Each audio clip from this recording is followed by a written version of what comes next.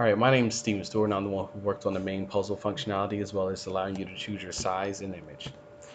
Now, upon changing either of these parameters, nothing happens until you click the load puzzle button. And upon clicking that load puzzle button, it calls the load settings function, which initializes the size and the image that you chose, and calls the game start function.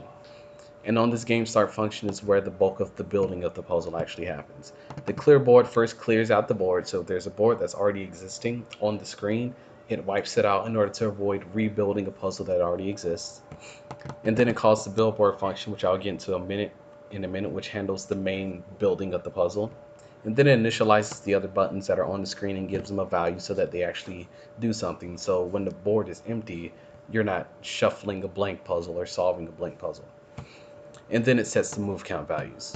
Now within this build board puzzle, what I'm mainly doing is first pulling the grid as well as initializing the offset X and Y values, which are used to actually offset the picture background, as well as initializing the offset difference, which is what going to determine the size of each individual tile by dividing 400, which is by 400, which is the size of the image, 400 by 400, by the size that you chose. So if you chose a 5 by 5, it divides to 400 by 5, and that determines the size of the tiles. And then I initialize the empty tile to the very last tile. And then it runs through a nested for loop of first creating a new row and creating a div within that row, which is going to have the actual background picture as well as the offset.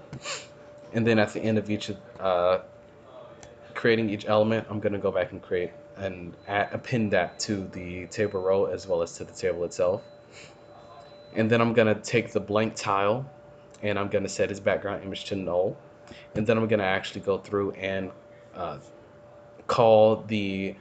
give each of the individual tiles their functionality, such as highlighting and their on-click handler.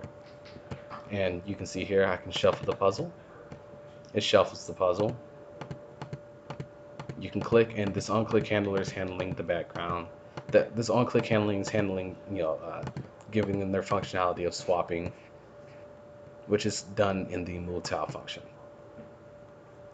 And the shuffle, which is when you clicked it, it just simply 300 times randomly does a random move up, down, left, and right, and it alternates. All right, that is all. Thank you.